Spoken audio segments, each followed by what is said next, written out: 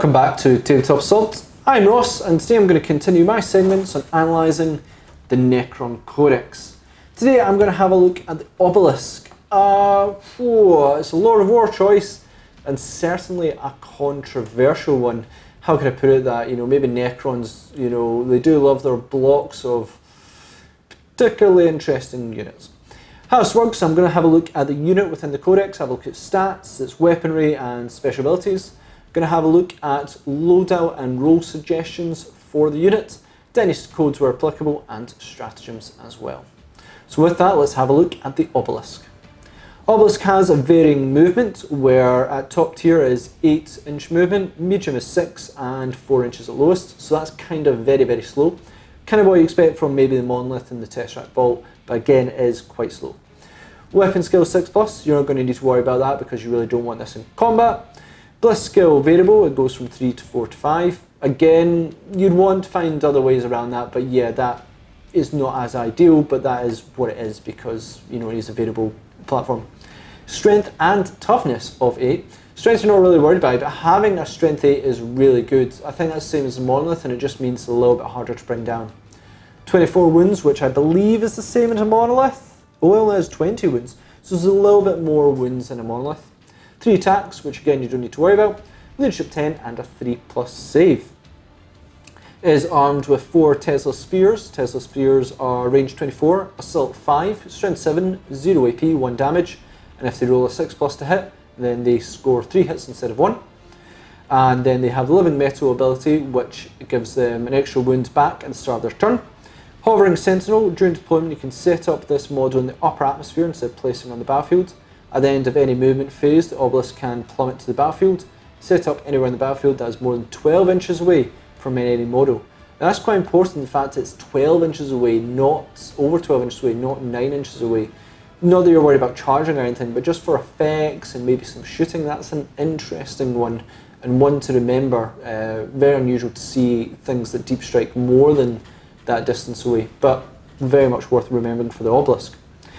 Gravity Pulse, at the start of your shooting phase, roll a d6 for each enemy unit that can fly and is within the distance specified on the damage table above. On a roll of a 6, that unit suffers d3 mortal wounds, so if there are any flying units within 18 inches, then 12, then 6. On a 6, they suffer d3 mortal wounds. I'll speak about Gravity Pulse in detail, I will. I know many people don't want to really speak about the Obelisk. I'll speak about this in detail, and basically I'm going to go into detail about why I think it's bad and ways to improve, because I think that's kind of what we have to discuss with the Obelisk. It explodes. If this model is reduced to 0 wounds, roll a d6 before removing it from the battlefield. On a 6, it explodes, and each unit within 2d6 suffers d6 mortal wounds.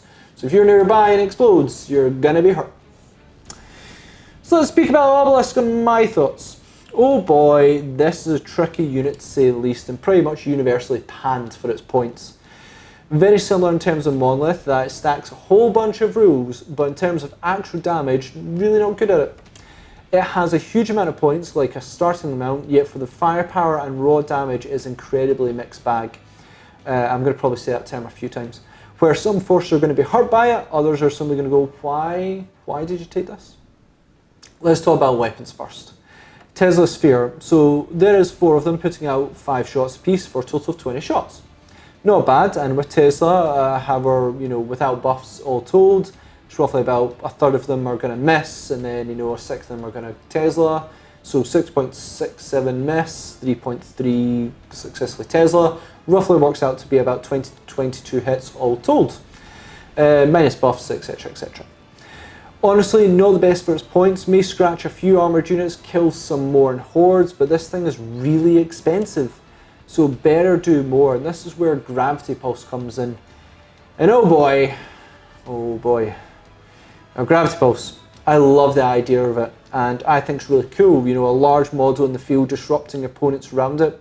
However, the actual effect does really so lackluster at the moment. It's almost a joke. Only works on a 6+, and only a stratagem even makes it remotely relevant, and only affects fly units, causing d3 mortal wounds. It's kind of an embarrassment. Devastating, and I don't want to speak about what it actually is too much. What I'd rather do is talk about ways we can improve it. So a simple one is I think all non-Necron units and enemy Necron units would be exempt from this as well. Have a -1 to hit within a certain radius of this unit. I don't want to pick a name number. 12 inches may be too small due to its deep striking ability and the fact it's very slow, and 24 inches may seem a bit much. Think of this as disruption, and how many units still also have a -1 to hit, +1 to hit, etc, etc, etc. I think this wouldn't be the worst. It'd be a big aura ability of something that's disrupting everything around it, and I think it would make it far more relevant than it currently is. In terms of damage, I think it should have an aura affecting damage as well. Say units within 1 to 3 inches, a unit suffers d6 automatic hits at strength 6, -2 AP, 2 damage. 3 to 9 inches, a unit suffers d6 auto hits, strength 5, -1 AP, 2 damage. At 9 to 18 inches, unit suffers d3 auto hits at strength 4, no AP, and 1 damage. So, these buffs and these sort of damage abilities I think would make it a heck of a lot more useful. Maybe if it was like a fly unit, give them d6 automatic hits on top of it. So instead of being 1d6 automatic hits, it would be 2d6. I don't know. The problem is that this would take ages for the unit to actually resolve. Like, tournaments would hate it. They'd be like, oh goodness, you're on the Obelisk, right, okay, let's work out which units are in 3 inches, do all them, let's work out all the ones that meant, and let's work out the ones in 18 inches, etc, etc, etc. But I just think it needs to be more of a thing that plummets the earth and disrupts an aura around it. And the closer you are, the more damaging it would be. Maybe you don't need the -1 to hit, maybe the damage would be better, maybe you should make it that it's minuses to hit, I don't know. I actually really like the Obelisk. I think it's a simple model but a cool model, and I feel when it does plummet down it should be disrupting everything around it, and I just feel at the moment the way it's done is just not good enough, and that is my suggestions in the area of improvement. I'm going to ask you for yours at the end of this video. Dynasty codes. Mithrit, Solar Fury. Each time model with this code shoots an enemy unit that is within half range of its weapon's maximum range, the armor penetration characteristic of the weapon stack is improved by 1. The best option in my opinion, this is chucking out a lot of Tesla shots, so a lack of AP does hurt significantly. It is hindered by the fact that you deep strike in, it has more than 12 inches, it deep strikes more than 12 inches away, making if you deep strike in, you actually can't use this in the turn it goes in, and then it is really slow. But if you do achieve it, it does mean -1 AP on a heck of a amount of shots, and that does help.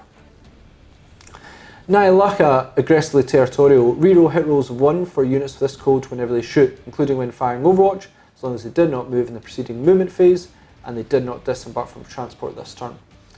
A little tricky on this one, if you stay still turn 1, you're likely not to be in range of your opponent, and then if you do happen to deep strike turn 2, then you have actually moved, so you won't be able to use it again, meaning you won't really reliably see it till turn 3.